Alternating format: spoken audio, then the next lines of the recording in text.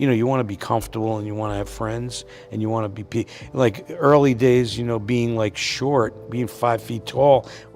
He has made the whole world laugh for more than 5 decades.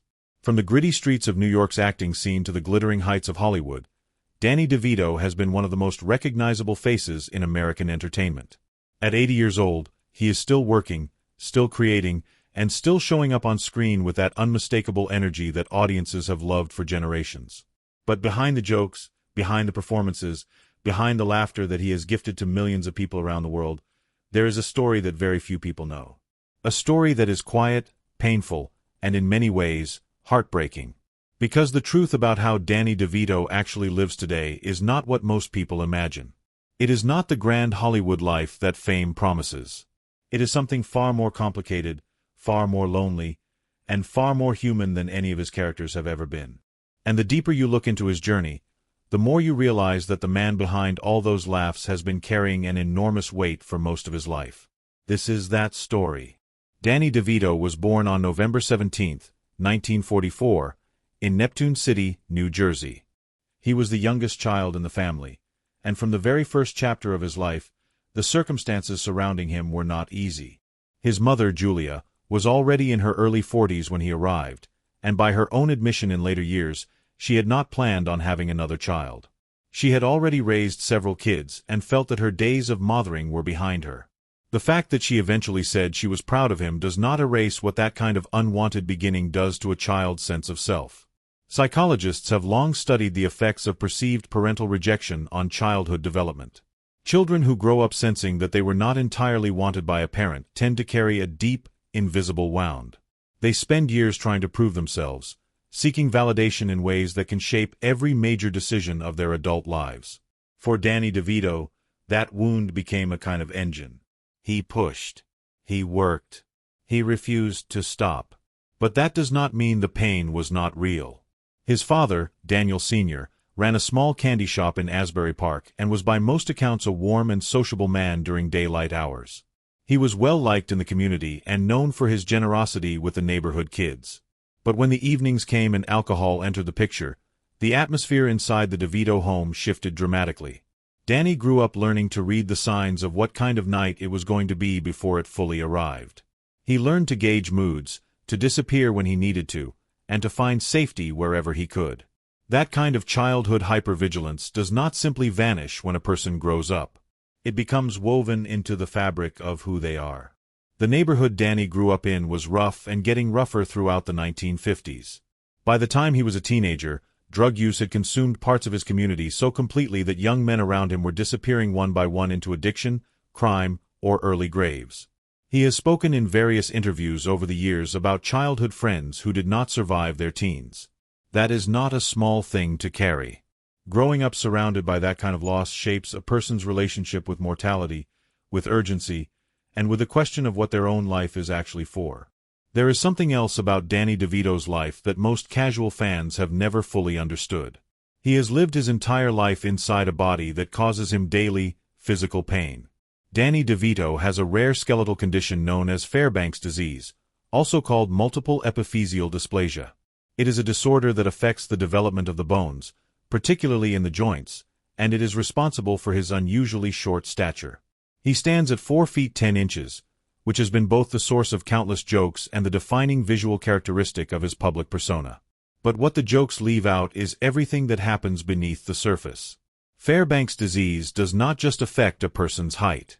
It causes chronic pain in the hips, knees, and spine. The joints wear down differently than they do in people without the condition, and the result is a grinding, persistent discomfort that becomes the background noise of daily life.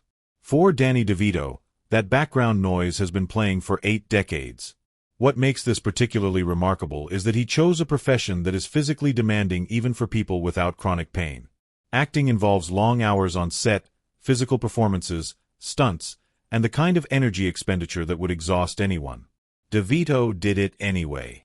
There are accounts of him collapsing off camera during filming and then returning to set moments later to keep working. There are stories of him enduring take after take on physically grueling scenes while his body was screaming at him to stop. He rarely talked about it publicly. Hollywood had made it clear to him early on that showing vulnerability of that kind was dangerous for a career. Weakness, in the entertainment industry's brutal calculus, translates directly into lost work. So he kept quiet. And he kept going. In later years, after the silence became too heavy to maintain, DeVito has gradually opened up about what it actually means to live with this condition. He has spoken about what his mornings look like, the hours of physical therapy required before he can even begin a working day, the careful management of his body that has to happen constantly just to keep functioning at the level he demands of himself. He has also used his platform to advocate for others who live with rare bone disorders, many of whom do not have the resources or the visibility that he does. He has donated substantially to research and treatment programs in this space, though he has never done so loudly or with an expectation of recognition. That quiet generosity says a great deal about who Danny DeVito actually is beneath the performances. Before the fame, before the television icon, before the Hollywood star, there was a version of Danny DeVito that almost nobody remembers or discusses. The version who was rejected over and over again. The version who could not catch a break. After stumbling into acting at the American Academy of Dramatic Arts in New York, where he had originally gone to study makeup and cosmetics, DeVito found himself in one of the most competitive and brutal arenas imaginable. New York City in the late 1960s was full of talented, hungry, desperate actors, all chasing the same limited number of roles. The rejections came in waves. Audition after audition ended in nothing. Casting directors had a straightforward and crushing assessment of him. Too short, too unconventional, too difficult to categorize. During this period, he shared an apartment in New York with a young actor named Michael Douglas, who at the time was deliberately keeping quiet about the fact that his father was Kirk Douglas, one of the biggest movie stars in the world. They lived together in cramped conditions, eating cheaply, stretching every dollar as far as it would go. It was an unlikely friendship, but it was a genuine one, and it would eventually prove to be one of the most important relationships of DeVito's professional life. When things did not improve in New York, DeVito headed west to try his luck in Los Angeles. The results were not much better. He spent years taking whatever work he could find between auditions. He parked cars. He cleaned animal enclosures at the zoo. He stood motionless in clothing store windows pretending to be a mannequin for hourly wages that barely covered his basic needs. For a period of time, he was living out of his old Volkswagen Beetle, showering at the YMCA and eating wherever food was available and affordable. He has said in interviews that he kept a strict rule for himself during those years. He would not give up on a certain date. He would not set a deadline for success, because the moment you do that, the deadline becomes a permission slip to quit. He kept going not because success felt close but because stopping felt wrong. That distinction, subtle as it sounds, is the kind of psychological resilience that most people cannot sustain for years on end in the face of repeated failure. Danny DeVito sustained it. The role that first truly placed Danny DeVito on the map was Martini in Milos Forman's One Flew Over the Cuckoo's Nest, released in 1975. The film is one of the most celebrated American movies ever made, winning all 5 of the major Academy Award categories. DeVito's role was not a large one in terms of screen time, but his presence in it was undeniable. And the path to getting that role is, in itself, a story worth telling. Michael Douglas was the film's producer. When it came time to cast the supporting roles, he remembered his old roommate from their days of shared poverty in New York. The casting was not guaranteed, and the studio was not immediately convinced, but Douglas pushed for it. DeVito had already played the same character in a stage production years earlier, which meant that when he walked into the audition, he was not just prepared. He was inhabiting something he had already lived with for a long time. What the public rarely hears about, however, is what the filming of that movie actually cost him physically.